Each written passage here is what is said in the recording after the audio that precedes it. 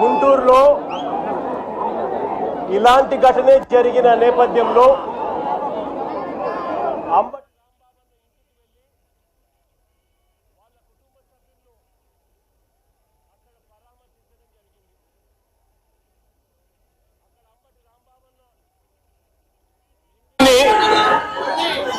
వెళ్ళి చూసినప్పుడు నాగరిక సమాజం అంతా కూడా నిజంగా ఈ జంగల్ రాజును చూసి, ఈ జంగల్ రాజ్ పరిపాలనను చూసి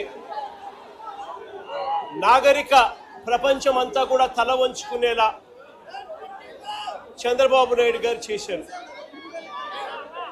అక్కడ అంబటి రాంబాబన్న ఇంటి దగ్గరికి వెళ్ళినప్పుడు కూడా 5 కార్లను ధ్వంసం చేశారు, అద్దాలను పగలగొట్టారు, ఇంట్లో ఆడవాళ్ళందరినీ కూడా దుర్భాషలాడారు. ఆఫీస్ పక్కనే ఉంది, పక్కనే ఉన్న ఆఫీస్లోకి వెళ్ళారు, ఆఫీసును తగలబెట్టారు. ఇవన్నీ కూడా పోలీసుల సమక్షంలోనే జరగడం చూసాం. అక్కడ జరిగిన ఘటన కూడా మనం గమనించినాం. సాయంత్రం 4:30-5 గంటలకు మొదలు పెడితే అర్ధరాత్రి 1 గంట దాటిన తర్వాత కూడా దహనకాండ జరుగుతూనే ఉండేది.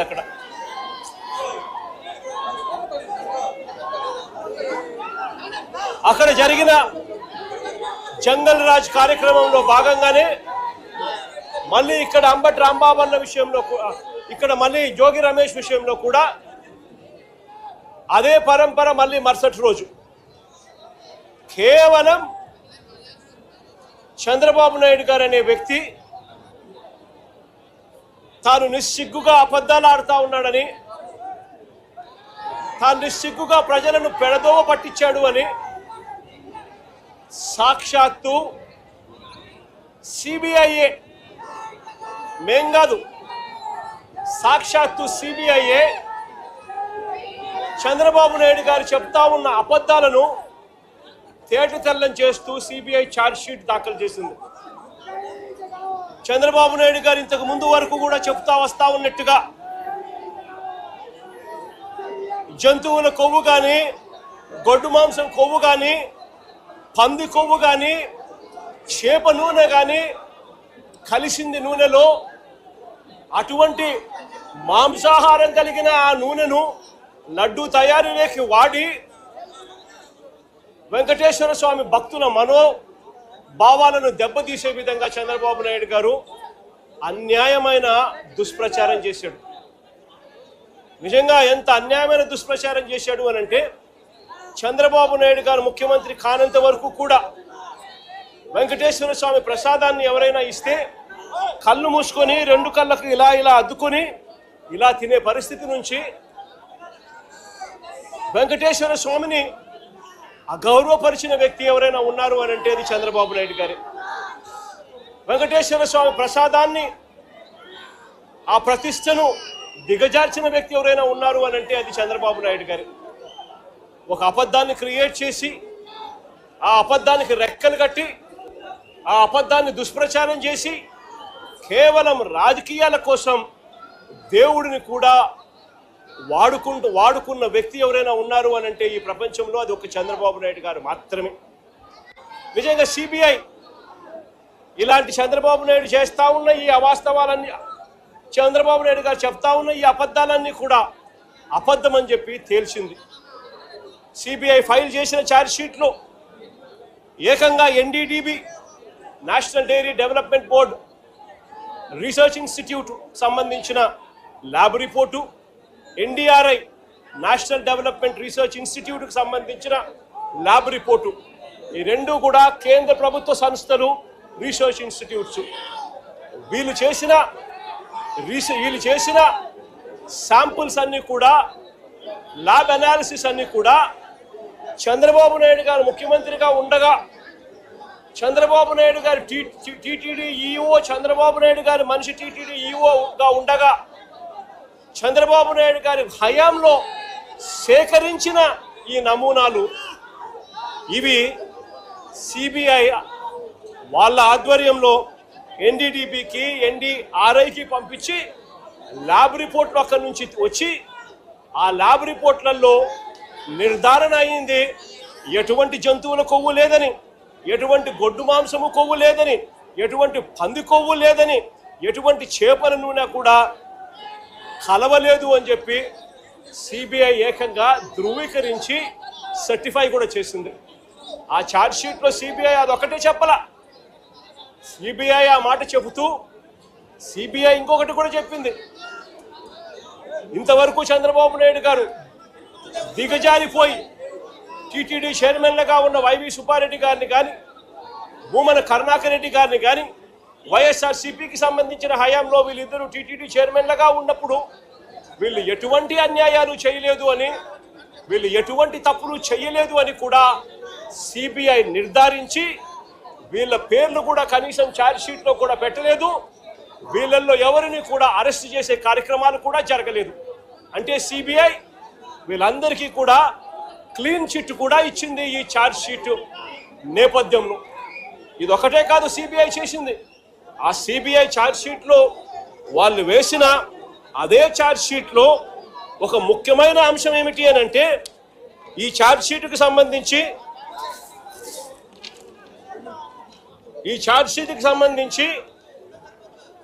పేజ్ నెంబర్ 62లో ఇది ఛార్జ్ షీట్కి సంబంధించి సిబిఐ ఛార్జ్ షీట్. ఇది సిబిఐ ఛార్జ్ షీట్లో పేజ్ నెంబర్ 62లో వాళ్ళు మెన్షన్ చేసిన మాట, ఇన్వెస్టిగేషన్ రివీల్డ్ దట్ ఆన్ 25/7/2024 అంటే చంద్రబాబు నాయుడు గారు ముఖ్యమంత్రిగా పరిపాలన చేస్తా ఉన్న రోజులు 25 జూలై 2024 అంటే చంద్రబాబు నాయుడు గారు ముఖ్యమంత్రిగా ఉండి పరిపాలన చేస్తా ఉన్నాడు రాష్ట్రంలో. Investigation revealed that on 25/7/2024 TTD rejected the 4 ghee tankers, i.e. 5th to 8th tankers supplied by MSAR Dairy Food Private Limited A1 based on the NDDB calf lab test report and asked them to lift the said 4 tankers immediately from the TTD marketing godown, and the same was communicated to MSAR Dairy Food Private Limited through a mail. అదే page number 64 అదే charge sheet CBI వేసిన charge sheet page number 64 దాన్ని కొనసాగిస్తూ instead of directing the rejected 4 tankers of MSAR Dairy Food Private Limited, they directed the 4 drivers to MS Sri Vaishnavi Dairy Specialities Private Limited to conceal 4 rejected tankers. Accordingly, the drivers secretly took possession of the 4 rejected ghee tankers and diverted them to a concealed location near Sri Raghavendra Crusher, approximately 2 kilometers away from the MS Sri Vaishnavi Dairy Specialities Private Limited on 27/7/2024 at 4 a.m.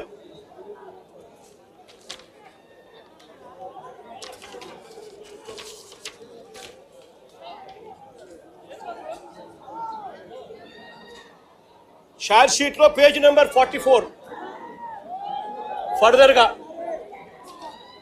further the adulterated ghee in rejected 4 tankers of MSAR Dairy Food Private Limited were resupplied to the TTD in the supply orders of MS Sri Vaishnavi Dairy Specialities Private Limited, and TTD accepted the same. అంటే టీటీడీనే చంద్రబాబు నాయుడు గారు ముఖ్యమంత్రిగా ఉండగా ఇది CBI charge షీట్లో mention చేసింది. చంద్రబాబు నాయుడు గారు ముఖ్యమంత్రిగా ఉండగా 27/7/2024 అంటే చంద్రబాబు నాయుడు ముఖ్యమంత్రిగా ఉండగా జూలైలో టీటీడీ వాళ్ళు 4 ట్యాంకర్లు ఏదైతే ఉన్నాయో ఆ ట్యాంకర్లను రిజెక్ట్ చేసినారు. ఆ రిజెక్ట్ చేసిన ఆ ట్యాంకర్లు మళ్ళీ ఇదే చంద్రబాబు నాయుడు గారి ముఖ్యమంత్రిగా పరిపాలన చేస్తూ ఉన్న ఇదే పీరియడ్లోనే అవే ట్యాంకర్లు తిరిగి మళ్ళా వెనక్కి వెళ్ళిపోయి మళ్ళీ టీటీడీలోకి ప్రవేశించాయి. దొడ్డిదారున మళ్ళీ టీటీడీలోకి వేరే వాళ్ళ పేరుతో మళ్ళీ ప్రవేశించాయి. దాన్ని టీటీడీ యాక్సెప్ట్ చేసింది. అవే ట్యాంకర్లు లడ్డూ తయారీకి కూడా వాడారు అని చెప్పి ఏకంగా సిబిఐఏ చంద్రబాబు నాయుడు గారి ప్రభుత్వం మీద వాళ్ళు చేసిన తప్పుల మీద, వాళ్ళు చేసిన అన్యాయం మీద ఏకంగా సిబిఐఏ ఛార్జ్ షీట్లో వేసింది. నేను అడుగుతా ఉన్నా, ఏకంగా సిబిఐఏ చంద్రబాబు నాయుడు గారి ప్రభుత్వం మీద ఈ మాదిరిగా రాసిన తర్వాత, ఛార్జ్ షీట్లో ఫైల్ చేసిన తర్వాత పాపం చేసిన వాళ్ళు ఎవరు అని చంద్రబాబు నాయుడు గారిని, కూటమిలో ఉన్న చంద్రబాబు నాయుడు గారికి సంబంధించిన చంద్రబాబు నాయుడు గారి కొడుకు, కూటమిలో ఉన్న పవన్ కళ్యాణ్ గారిని ఇద్దరిని కూడా ప్రశ్నిస్తా ఉన్నాను. ఎవరు పాపం చేసిన వాళ్ళు అని చెప్పి నేను ఈ సందర్భంగా అందరినీ కూడా ప్రశ్నిస్తా ఉన్నా. ఇదే మాదిరిగా నేను ఇంకొక మాట కూడా చెప్తా ఉన్నా. అసలు ఇదే టీటీడీ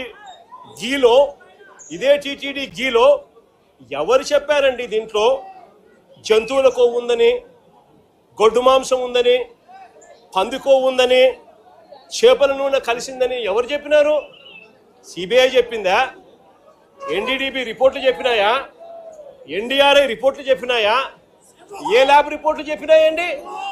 కేవలం చెప్పింది ఎవరు అని అంటే స్వార్థ రాజకీయాల కోసం చంద్రబాబు నాయుడు, స్వార్థ రాజకీయాల కోసం పవన్ కళ్యాణ్, స్వార్థ రాజకీయాల కోసం చంద్రబాబు నాయుడు కొడుకు లోకేష్, స్వార్థ రాజకీయాల కోసం వీళ్ళకు డంకా బజాయిస్తా ఉన్న వీళ్ళ ఎల్లో మీడియా, ఆ ఈనాడు, ఆ ఆంధ్రజ్యోతి, ఆ టీవీ5. నేను అడుగుతా ఉన్నా, వీళ్ళు తప్ప ఇంకా ఎవరైనా చెప్పారా అని అడుగుతా ఉన్నా. అంటే ఒక లేనిది, ఒక అబద్ధానికి రెక్కలు కట్టడం, ఆ అబద్ధాలను ప్రచారం చేయడం, ఆ దుష్ప్రచారం ద్వారా రాజకీయ లబ్ధి పొందాలనుకోవడం ఇంతకన్నా హేయమైన పని ఎక్కడైనా ఉంటుందా అని. ఇలాంటి సందర్భంలో సిబిఐ ఇచ్చిన ఈ ఛార్జ్ షీట్ నేపథ్యంలో చంద్రబాబు నాయుడు గారు చేయాల్సిన పని ఏమిటి? వెంకటేశ్వర స్వామికి లంపలేసుకోవడం, ప్రజలకు క్షమాపణ చెప్పడం. అలాంటి పని చంద్రబాబు నాయుడు గారు ఎందుకు చేయడం లేదు అని చెప్పి, చంద్రబాబు నాయుడు గారికి మానవత్వం ఉందా చంద్రబాబు నాయుడు గారికి అని చెప్పి చంద్రబాబు నాయుడు గారిని ప్రశ్నిస్తూ మా వాళ్ళు చంద్రబాబు నాయుడు గారికి జ్ఞానోదయం రావాలని గుళ్ళల్లో ప్రార్థనలు చేశారు, గుళ్ళల్లో పూజలు చేశారు. చంద్రబాబు నాయుడు గారికి దేవుడు జ్ఞానోదయం ఇవ్వాలని, చంద్రబాబు నాయుడు గారిలో మార్పు రావాలని, చంద్రబాబు నాయుడు గారు దేవుణ్ణి అమ్మే పరిస్థితిలోకి రాకుండా ఆయనకు బుద్ధి జ్ఞానం ప్రసాదించమని చెప్పి ఆయనకు, ఆయన కొడుకు, ఇంకా ఆయనతో పాటు కూటమిలో ఉన్న పవన్ కళ్యాణ్ గారికి అందరికీ కూడా చిప్పు రిపేర్ చేయమని చెప్పి అందరూ కూడా గుళ్ళల్లోకి వెళ్ళి పూజలు కూడా చేశారు. నేను అడుగుతా ఉన్న తప్పేముంది అని. ఒక అబద్ధాన్ని దుష్ప్రచారం చేస్తూ చంద్రబాబు నాయుడు గారు ఏ స్థాయిలోకి బరితెగించారు అని అంటే సిబిఐ ఛార్జ్ షీట్ ఫైల్ చేసింది. ఎక్కడా కూడా సిబిఐ చేసింది తప్పు చంద్రబాబు నాయుడే అని చెప్పి అంతో ఇంతో చెప్తా ఉంది. కానీ ఎక్కడా కూడా వైఎస్ఆర్సీపీకి సంబంధించిన భూమన కరుణాకర్ రెడ్డి గారిని కానీ, వైవి సుబ్బారెడ్డి గారిని కానీ ఎవరిని కూడా తప్పుగా చేశారు అని చెప్పి ఎక్కడా చెప్పడం లేదు. వాళ్ళకి క్లీన్ చిట్ ఇచ్చింది. ఎన్డీడీబీ రిపోర్ట్లు క్లియర్గా ఉన్నాయి, ఎన్డీఆర్ఐ రిపోర్ట్లు కూడా క్లియర్గా ఉన్నాయని చెప్పి సిబిఐ ఏకంగా ఛార్జ్ షీట్లో ఫైల్ చేసిన తర్వాత ఈ పెద్ద మనిషి చంద్రబాబు నాయుడు గారు ఫ్లెక్సీలు కట్టి తప్పుడు ప్రచారం చేయడం ధర్మమేనా అని అడుగుతా ఉన్నా, న్యాయమేనా అని అడుగుతా ఉన్నా. అటువంటి ఫ్లెక్సీలు, అటువంటి అన్యాయమైన మాటలు దాంట్లో రాసి తప్పుడు ప్రచారం చేస్తా ఉన్న నేపథ్యంలో చంద్రబాబు నాయుడు గారిని ఎవరైనా కూడా ఈ వాస్తవాలన్నీ కూడా చెబుతూ చంద్రబాబు నాయుడు గారిని ఎవరైనా గట్టిగా నిలదీస్తే చంద్రబాబు నాయుడు గారిలో అసహనం వచ్చి ఏ స్థాయిలోకి వెళ్ళిపోయాడు అని అంటే, మొన్న అంబటి రాంబాబు అన్న విషయంలో చూసాం జంగల్ రాజ్ పరిపాలన ఎలా జరిగింది అని. దానికన్నా ముందు విడుదల రజనీ గారిని ఏ రకంగా అటాక్ చేసినారో చూసినాం. దానికన్నా అదే రోజు బోళ్ళ బ్రహ్మనాయుడు అన్నను ఏ రకంగా అటాక్ చేసినారో చూసినాం. కొద్దిగా అటు ఇటుగా కాకాని గోవర్ధన్ అన్నను ఏ రకంగా అటాక్ చేసినారో చూసినాం. వీళ్ళందరినీ అటాక్ చేయడమే కాకుండా జోగి రమేష్ ఇంటికి ఏకంగా జోగి రమేష్ చేసిన తప్పల్లా ఏమీ లేదు.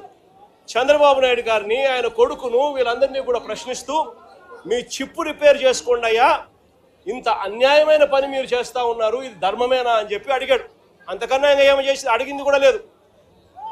అలాంటిది చంద్రబాబు నాయుడు గారు అసహనం ఏ స్థాయిలోకి వచ్చింది అంటే ఇప్పుడే జోగి రమేష్ ఇల్లు చూసినాం. ఏకంగా యాసిడ్ బాటిల్స్తో, పెట్రోల్ బాంబులతో, యాసిడ్ బాటిల్స్ కూడా, ఇన్ఫాక్ట్ బంగ ఉబ్బింది. గోడ చూస్తే యాసిడ్ మరకలతో గోడ అంతా ఇదైంది. యాసిడ్ మరకలతో, పెట్రోల్ బాంబులతో ఏకంగా ఇల్లంతా కూడా డోర్ కూడా కాలిపోయి మొత్తం అంతా కూడా చిన్నాభిన్నమైపోయిన పరిస్థితి. అక్కడే ఎలక్ట్రికల్ ఫ్యాన్ రెగ్యులేటర్ స్విచ్చెస్ అన్నీ కూడా ఉన్నాయి. ఆ లైట్లు అంటుకొని ఉండింటే, ఆ డోర్లు కాలి ఉంటే ఇంట్లో కూడా వుడెన్ ఫర్నిచరు, మొత్తం కర్టన్స్ అన్నీ ఉన్నాయి. ఇంట్లో రమేష్ వాళ్ళ నాన్న 80 సంవత్సరాల వయసు. ఇంట్లో రమేష్ వాళ్ళ నాన్న ఒక్కడే ఉన్నాడు. లేయలేని పరిస్థితి, నడవలేని పరిస్థితిలో ఉన్న వ్యక్తి ఇంట్లో ఉన్నాడు. ఇది హత్యాయత్నం కాదా అని అడుగుతా ఉన్నా నేను. ఇది చేయడం ధర్మమేనా అని అడుగుతా ఉన్నా. కేవలం ఒక బీసీ నాయకుడని, బీసీ నాయకుడిగా ఎదుగుతా ఉన్నాడు అని, బీసీ నాయకుడిగా వాయిస్ ఉంది అని, ఆ బీసీ నాయకుని వాయిస్ను అనగదొక్కాలి అని చెప్పి దుర్మార్గపు ఆలోచనలు చేయడం ఎంత మటుకు ధర్మం అని అడుగుతా ఉన్నా. నేను అడుగుతా ఉన్నా, ఇది ఒకసారి గమనించమని అడుగుతా ఉన్నా. జోగి రమేష్ ఇంట్లో దాడికి రమేష్ ఇంటి మీద దాడి జరగక మునుపు, అంటే దాదాపుగా రమేష్ ఇంటి మీద దాడి ఎన్ని గంటలకు జరిగింది? 5ంటికి దాడి జరిగింది.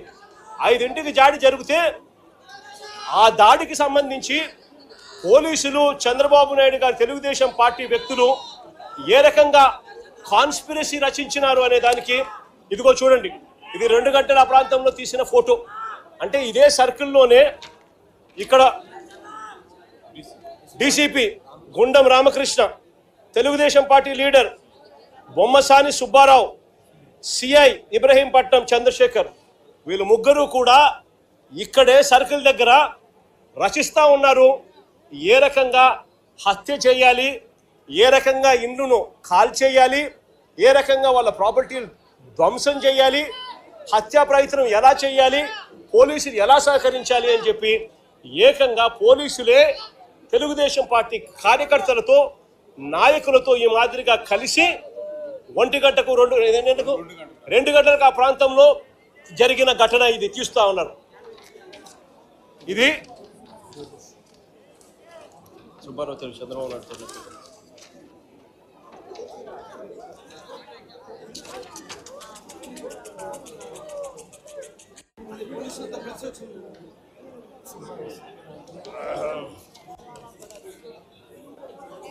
కన్ఫ్యూజ్ అవుతున్నావు, నన్ను కన్ఫ్యూజ్ చేయి.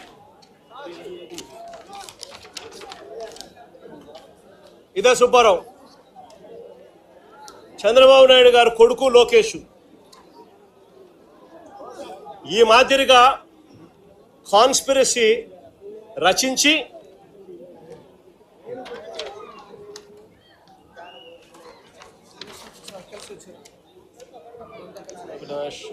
అజోబికి ఇచ్చిన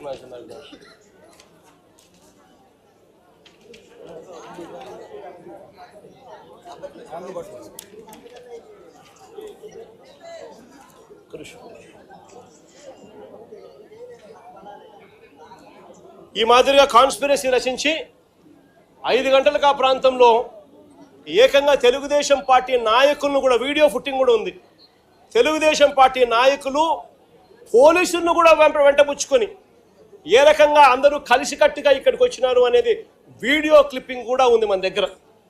ఆ దాంట్లో ఈ మాదిరిగా ఈ మనిషి ఫతావుల్లా, ఈ మనిషి ఏకంగా బాటిళ్ళు, యాసిడ్ బాటిళ్ళు, పెట్రోల్ బాటిళ్ళు ఎగరేసుకుంటూ వస్తూ ఉన్న ఫోటోలు.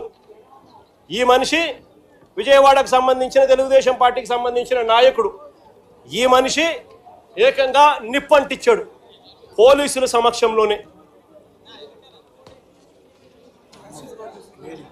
ఈవిడ కూడా ఫతావుల్లాతో పాటు, ఇదిగో ఇక్కడ ఫతావుల్లాతో పాటు ఈ ఆశా అనే ఈవిడ కూడా విజయవాడకు సంబంధించిన ఆవిడ. ఈవిడ కూడా ఈ మాదిరిగా వచ్చి ఈ మాదిరిగా జోగి రమేష్ ఇంటిపై రాళ్ళు వేయడము, దాడులు చేయడము, పోలీసుల సమక్షంలోనే జరుగుతూ ఉంది.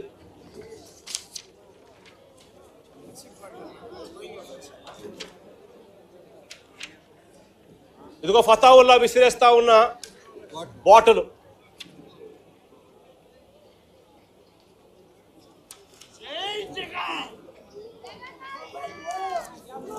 ఇదిగో ఫతావుల్లా చంద్రబాబు నాయుడు గారి కొడుకు నారా లోకేష్తో ఆయనకున్న సత్సంబంధాలు. ఇదిగో ఆయనకున్న సత్సంబంధాలు. ఇదిగో ఆశ వాళ్ళ అమ్మాయి పెళ్లికి కూడా చంద్రబాబు నాయుడు వచ్చిన ఫోటోలు.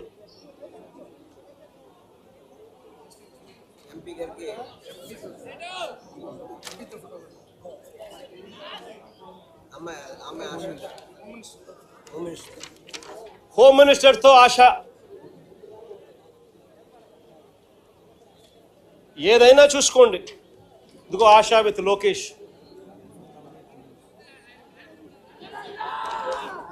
ఫతావలీ హోమ్ మినిస్టర్తో. ఇది ఒకసారి గమనించమని అడుగుతా ఉన్నా. ఇది ఒకసారి నేను ప్లే చేస్తా. కనబడతా ఉందా? సుబ్బారావు డీసీపీ, పక్కన సిఐ మంతనాలు జరుపుతాను. ప్లే చేయమని జోగి ఒకసారి నాకు.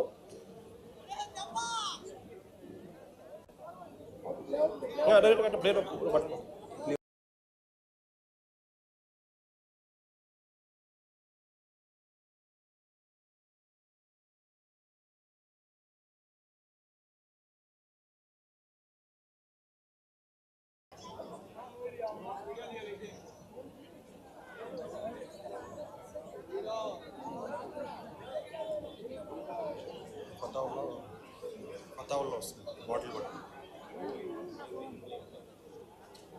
బాటలు ఎగరేసుకుంటూ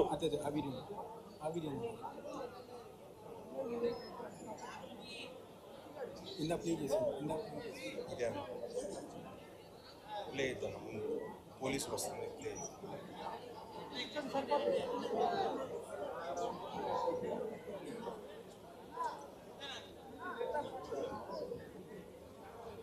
పోలీసులతో కలిసి ప్రయాణం చేసి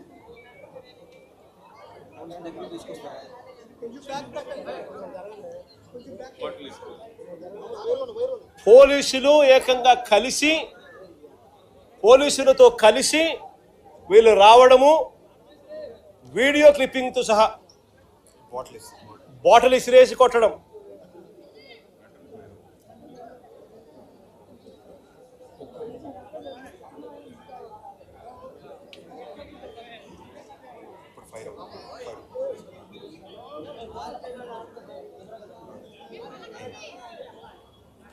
నేను అడుగుతా ఉన్నా, నాగరిక ప్రపంచంలో ఉన్నామా, జంగల్ రాజులో ఉన్నామా అన్నదానికి ఈ వీడియో ఒకటి నిజంగా ఒక నిదర్శనం కాదని అడుగుతా ఉన్నా. ఏకంగా పోలీసులే దగ్గర ఉండి ఈ కమిషనర్ రామకృష్ణకు ఫోన్ చేసింది. జోగి రమేష్ తిరుపతికి పోతా ఉన్నాడు. తంబళ్ళపల్లిలో వీళ్ళు అక్రమంగా ఈయన మీద పెట్టిన కేసుకు సంబంధించిన కోర్టుకు అటెండ్ కావడానికి. ఈ విషయం దారిలో తనకు ఫోన్లు చేసి ఈ మాదిరిగా గుమికూడుతూ ఉన్నారు మనుషులు అని చెప్పి 2 గంటల నుంచి 5 గంటల దాకా జరిగిన ఈ ప్రక్రియలో తనకు సమాచారం వస్తే 2 గంటల ప్రాంతంలో తను ఏసీపీకి కూడా ఫోన్ చేస్తే కనీసము, లోకల్ సిఐకి కూడా చేస్తే కనీసము నీకు రెస్పాన్స్ కూడా లేదు. కనీసం రెస్పాన్స్ కూడా లేదు. సిపి కనీసం ఫోన్ కూడా ఎత్తలా. నేను అడుగుతా ఉన్నా, ఈ మాదిరిగా ఇక్కడే కాదు, అక్కడ అంబటి రాంబాబు అన్న విషయంలో కూడా అంతే. పోలీసుల సమక్షంలోనే 5 గంటల నుంచి రాత్రి 1:30 దాకా జరిగిన దహనకాండ. పోలీసుల సమక్షంలోనే 5 బండ్లు 5 కార్లు పగలగొట్టారు. పోలీసుల సమక్షంలోనే ఇల్లు తగలబెట్టిచ్చేశారు, ఆఫీస్ అంతా తగలబెట్టారు. పోలీసుల సమక్షంలోనే ఇంట్లో అద్దాలన్నీ కూడా పగలగొట్టారు. పోలీసుల సమక్షంలోనే ఇంట్లో ఆడోళ్ళను కూడా దూషించారు. ఇక్కడ కూడా అంతే, పోలీసుల సమక్షంలోనే పోలీసులే పాత్రదారులుగా పోలీసులు కలిసి చేస్తూ ఉన్న డ్రామాలో ఇదంతా కూడా జరుగుతూ ఉంది. నేను అడుగుతా ఉన్నా, వీళ్ళందరికీ కూడా నేను ఒకటే చెప్తా ఉన్నా, ఇవన్నీ కూడా ఆధారాలు ఎక్కడికి పోలా, ఇవన్నీ కూడా ఆధారాలు ఉన్నాయి. NHRC నుంచి సుప్రీంకోర్టు దాకా ప్రతి గడప కూడా తడతాం. రాష్ట్రంలో జరుగుతూ ఉన్న జంగల్ రాజు గురించి ప్రతి ఒక్కరికి కూడా అర్థమయ్యేలా చెప్తాం. ఎక్కడైనా కూడా న్యాయం అనేది డిలే కావచ్చేమో కానీ చంద్రబాబు నాయుడు గారు ప్రభుత్వానికి పెట్టిన దినాలు మాత్రం ఖచ్చితంగా ముగిసాల్సిందే. కళ్ళు మూసుకొని కళ్ళు తెరిచేసరికి 2 ఏళ్ళు అయిపోయాయి. ఇక కళ్ళు మూసుకొని కళ్ళు తెరిచేసరికి మరో 3 ఏళ్ళు కూడా అయిపోతాయి. ఆ తర్వాత వచ్చేది మా ప్రభుత్వమే. ఆ తర్వాత నేను చెప్తా ఉన్నాను, ఇటువంటి అన్యాయమైన ఆఫీసర్లు ఎవరైతే ఉన్నారో, ఎవరైతే కాన్స్పిరసీలో భాగంగా వీళ్ళంతా పాత్రదారులుగా ఉన్నారో, ఈ పోలీస్ ఆఫీసర్లు, ఈ నాయకులు, వీళ్ళతో పాటు వచ్చిన ఈ గూండాగిరి చేసిన వీళ్ళందరినీ కూడా ప్రతి ఒక్కరిని కూడా బోన్లో నిలబెడతాము. ప్రతి ఒక్కరిని కూడా చేసిన అన్యాయానికి శిక్ష వహించక తప్పదు అని చెప్పి కూడా ప్రతి ఒక్కరికి కూడా ఈ సందర్భంగా తెలియజేస్తా ఉన్నాను. చంద్రబాబు నాయుడు గారికి కూడా బుద్ధి జ్ఞానం ఉంటే ఇప్పటికైనా కూడా నేను చెప్తా ఉన్నా, జోగి రమేష్ ఏమన్నాడు, ఊరికి చిప్పు పోయింది అని మాత్రమే అన్నాడు. నేను అడుగుతా ఉన్నా, చిప్పు గన సరిగ్గా ఉంటే ఇవన్నీ ఎవడైనా చేస్తాడా అని అడుగుతా ఉన్నా. చిప్పు గన సరిగ్గా ఉంటే ఎవడైనా ఇలాంటి చేయిస్తాడా అని అడుగుతా ఉన్నా. నిజంగా వీళ్ళకి చిప్పు సరిగ్గా లేదు కాబట్టి ఇవన్నీ చేయిస్తా ఉన్నారు. చిప్పు లేదు కాబట్టి సిబిఐ తమ రిపోర్ట్లో క్లీన్ చిట్ ఇస్తా ఉన్నా కూడా టీటీడీలో ప్రసాదంలో ఎటువంటి గొడ్డు మాంసము, ఎటువంటి జంతువుల కొవ్వు, ఎటువంటి పంది కొవ్వు లేదు అని చెప్పి ధృవీకరించినా కూడా NDDB ల్యాబులు, NDRI ల్యాబులు కూడా ఇవన్నీ కూడా ధృవీకరించి చెప్పినా కూడా చంద్రబాబు నాయుడు గారు ఇంకా రాజకీయ స్వలాభం కోసం కుక్కతోక వంకర అన్నట్టుగా చంద్రబాబు నాయుడు గారు, ఆయన కూటమిలో ఉన్న పవన్ కళ్యాణ్ గారు, ఆయన కూటమిలో ఉన్న చంద్రబాబు నాయుడు గారు కొడుకు లోకేష్ అదే పనిగా మళ్ళీ అదే అబద్ధాన్ని చెప్పి మళ్ళీ అదే నిజం చెయ్యాలి అని చెప్పి ప్రయత్నం చేస్తా ఉన్న తీరును ఇప్పటికైనా మానుకోవాలి అని చెప్పి వీళ్ళందరికీ కూడా గట్టిగా చెప్తా ఉన్నాను. దేవుడు గట్టిగా వీళ్ళందరికీ కూడా బుద్ధి జ్ఞానం ఇవ్వాలని కూడా దేవుణ్ణి కూడా కోరుతా ఉన్నాను.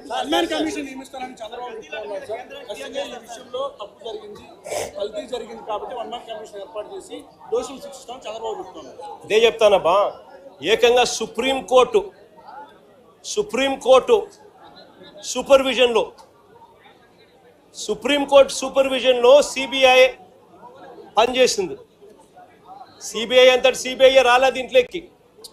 జరుగుతూ ఉన్న అన్యాయం మీద, చంద్రబాబు నాయుడు గారి వక్రబుద్ధి మీద, చంద్రబాబు నాయుడు గారు చేస్తూ ఉన్న అబద్ధాల మీద వైవి సుబ్బారెడ్డి గారు సుప్రీంకోర్టు గడప దొక్కారు. సుప్రీంకోర్టు ఇంటర్ఫియర్ అయ్యి పార్షాలిటీ లేని ఎంక్వైరీ జరగాలి అని సుప్రీంకోర్టు సిబిఐని దించింది రంగంలోకి. ఆ సిట్లో కూడా సిబిఐకి సంబంధించిన 2 అధికారులు ఎవరైతే సిబిఐ నేతృత్వంలో జరుగుతుంది, సుప్రీంకోర్టు సూపర్విజన్లో జరుగుతుంది. సుప్రీంకోర్టు సూపర్విజన్లో సిబిఐ ఫైల్ చేసిన ఈ ఛార్జ్ షీటు ఎవరికి కూడా దీన్ని తప్పు పట్టే అవకాశం కానీ తప్పు పట్టే పరిస్థితి కానీ ఎవరికీ లేదు. సుప్రీంకోర్టు కన్నా చంద్రబాబు నాయుడు గారి పదవి పెద్ద ఎక్కువ గొప్పది కాదు. సుప్రీంకోర్టు సూపర్విజన్లో చేసిన CBI charge sheet will prevail. ఈయన వేసుకుంటా ఉన్న 1 మ్యాన్ కమిషను ఈయన స్వార్థం కోసం, ఈయన సాటిస్ఫాక్షన్ కోసం వాళ్ళు ఏ విధంగా కూడా నిజాలు చెప్పినా కూడా ఆ నిజాలు తప్పు అని చెప్పి ఏకంగా ఈయన వేసుకున్న మనిషితో దాని అబద్ధం, ఆయన చెప్పే అబద్ధాన్ని నిజమని చెప్పి చూపించే ప్రయత్నమే చేస్తాడు తప్ప దానికి ఎటువంటి శాంక్టిటీ ఉండదు, ఎటువంటి విలువ ఉండదు. చంద్రబాబు నాయుడు గారు ఎన్ని చేసే కొద్దీ ప్రజల్లోనూ ఇంకా చులకనవుతూ పోతాడు అన్నది చంద్రబాబు నాయుడు ఖచ్చితంగా గుర్తుపెట్టుకోవాలి. చంద్రబాబు నాయుడు గారిని అడుగుతా ఉన్నా, అయ్యా నీకు అనుకూలంగా నీ ప్రభుత్వంలో నువ్వు సేకరించిన శాంపుళ్ళు, నువ్వు ఎన్డీఏలో భాగంగా ఉన్న సిబిఐ వచ్చి ఎంక్వైరీ చేస్తూ ఉంటే ఆ రిపోర్టే నీకు అనుకూలంగా నీకు రానప్పుడు నువ్వు ఏ రకంగా నువ్వు చేసినది కరెక్ట్ అవుతుంది అని చెప్పి నేను చెప్తా ఉన్నా. ఆ రిపోర్టే నీకు అనుకూలంగా రాలేదు కాబట్టి నువ్వు చేస్తూ ఉన్నది ఏంది, మళ్ళీ నీకు అనుకూలంగా రిపోర్ట్ వచ్చేదాకా మళ్ళీ నువ్వు వక్ర భాష్యం చెబుతూ మళ్ళీ నీకు నచ్చిన వ్యక్తిని మళ్ళీ వేసుకొని దాంట్లో నుంచి మళ్ళీ ఎంక్వైరీ చేయాలని ప్రయత్నం చేస్తూ ఉన్నాం. నేను 2-3 క్వశ్చన్ సింపుల్గా అడుగుతా ఉన్నా. అయ్యా, ఇదే సింగాల్ అనే ఈఓ ఎవరు అని అడుగుతా ఉన్నా. ఇదే అనిల్ సింగాల్ అనే ఈఓ చంద్రబాబు నాయుడు గారు ముఖ్యమంత్రిగా ఉన్నప్పుడే టీటీడీ ఈఓగా పనిచేశాడు, ఈఓగా ఉన్నాడు. మా ప్రభుత్వం అధికారంలోకి వచ్చిన తర్వాత మేము ఆయన కొనసాగించాం. మా ప్రభుత్వ హయాంలో మేము తప్పు చేసినాము అని చెప్పి చంద్రబాబు నాయుడు గారు అనుకునింటే అది వాస్తవం అని చెప్పి ఆయన నిజంగా కూడా చిత్తశుద్ధితో నమ్మి ఉంటే ఇదే అనిల్ సింగాల్ను మళ్ళీ చంద్రబాబు నాయుడు గారు ముఖ్యమంత్రి అయిన తర్వాత మళ్ళీ ఈఓగా ఎందుకు తెచ్చినాడు అని అడుగుతా ఉన్నా. దాని అర్థం ఏమిటి? ఆయన చేసే ఆరోపణలలో చిత్తశుద్ధి లేదని చెప్పడానికి ఇది నిదర్శనం కాదని అడుగుతా ఉన్నా. ఇంకొకటి కూడా అడుగుతా ఉన్నా. శ్యామల్ రావు అనే వ్యక్తి ఈఓగా చంద్రబాబు నాయుడు గారు ఇమీడియట్లీ ముఖ్యమంత్రి అవుతానే టీటీడీ ప్రక్షాళన చేయాలని చెప్పి తీసుకొచ్చాను అని చెప్పి ఆయన చెప్పుకున్నాడు. మళ్ళీ అదే శ్యామల్ రావును చంద్రబాబు నాయుడు ఎందుకు తీసినాడు అని అడుగుతా ఉన్నా. టీటీడీ ప్రక్షాళన కాకమునిపే అయ్యిందా అని అడుగుతా ఉన్నా. మరి ఎందుకు చంద్రబాబు నాయుడు శ్యామల్ రావును తీసేసినాడు అని చెప్పి అడుగుతా ఉన్నా. ఇదే చంద్రబాబు నాయుడు గారు ముఖ్యమంత్రిగా ఉండగానే, ఇదే శ్యామల్ రావు ఈఓగా ఉండగానే ఈ ట్యాంకర్లన్నీ కూడా పోవడము, టీటీడీ రిజెక్ట్ కావడము, రిజెక్ట్ అయిన ఈ ట్యాంకర్లు మళ్ళీ తిరిగి టీటీడీలోకి వచ్చినాయని చెప్పి సిబిఐ వాళ్ళు చెప్తా ఉన్న నేపథ్యంలో చంద్రబాబు నాయుడు గారి ప్రభుత్వానికి ఇది మచ్చ కాదా అని అడుగుతా ఉన్నా. రాజకీయాలు చేస్తా ఉన్న చంద్రబాబు నాయుడు దీనికి సమాధానం చెప్పాల్సిన అవసరం ఉందా లేదా అని అడుగుతా ఉన్నా. పాపం చేసింది ఎవరు అని చెప్పి కూడా ఈ సందర్భంగా మరొకసారి కూడా ప్రశ్నిస్తూ బుద్ధి జ్ఞానం చంద్రబాబు నాయుడుకి రావాలని చెప్పి మరొకసారి కోరుతూ సెలవు తీసుకుంటాం.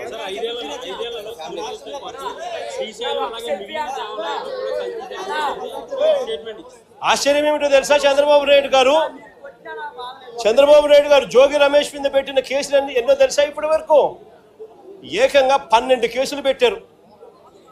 కల్తీ లిక్కర్ ఫ్యాక్టరీని చంద్రబాబు నాయుడు గారు తమ్మలపల్లిలో ఆయన గెలిచిన ఆయన పార్టీ తరఫున కంటెస్ట్ చేసిన క్యాండిడేట్ ఎవడైతే పోటీ చేశాడో ఆ క్యాండిడేట్ కల్తీ లిక్కర్ ఫ్యాక్టరీ పెడితే అది ఎక్సైజ్ డిపార్ట్మెంట్కు ఆయనకు మధ్య లావాదేవీలు కుదరక బయటపడితే ఆ కల్తీ ఫ్యాక్టరీ కేసులో ఆ జయచంద్రారెడ్డిని బుక్ చేసి చంద్రబాబు నాయుడు గారు లెంపలేసుకోవాల్సింది పోయి అది జరగగా జోగి రమేష్ను ఆ కేసులో కూడా తీసుకొచ్చాడు. అసలు చంద్రబాబు నాయుడు గారు రాక్షస యుగంలో, రాక్షస రాజ్యంలో జోగి రమేష్ లాంటోడు కల్తీ లిక్కర్ చేయగలుగుతాడా? దాన్ని మళ్ళా డిస్ట్రిబ్యూషన్ చేసేది ఎక్కడ? చంద్రబాబు నాయుడు గారికి సంబంధించిన ఆయన మనుషులతో నడిచే బెల్ట్ షాపుల ద్వారా దాన్ని అమ్మాల. అంటే ఆ డిస్ట్రిబ్యూషన్ జోగి రమేష్ పోగలుగుతాడా? ఎంత అన్యాయమైన కేసులు పెడతా ఉన్నారని చెప్పడానికి నిదర్శనం ఇది. 12 కేసులు పెట్టారు. చివరికి 83 రోజులు జైల్లో కూడా పెట్టారు. ఇంతకన్నా అన్యాయం ఎక్కడా ఉండదు. చివరికి జోగి రమేష్ కొడుకు చిన్న పిల్లోడని కూడా చూడకుండా ఈ పిల్లోడు యాక్టివ్గా వాళ్ళ నాయన జైల్లో ఉన్నప్పుడు ఈ పిల్లోడు యాక్టివ్ అవుతున్నాడు అని చెప్పి ఈ పిల్లోడి మీద 7 కేసులు పెట్టారు. జోగి రమేష్ భార్య మీద 1 కేసు పెట్టారు. వీళ్ళే పోలీసులే దౌర్జన్యం చేసి వీళ్ళే ఆమె పోలీసుల మీద దౌర్జన్యం చేసింది అని చెప్పి ఆమె మీద కూడా కేసు పెట్టారు. నేను అడుగుతా ఉన్నా, ఇదే చంద్రబాబు నాయుడు గారు బీసీలంటే ఆయనకు ఎంత చులకన అని చెప్పడానికి ఈ ఒక్క ఎగ్జాంపుల్ చాలు రాష్ట్రం మొత్తం తెలుసుకునే దానికోసం.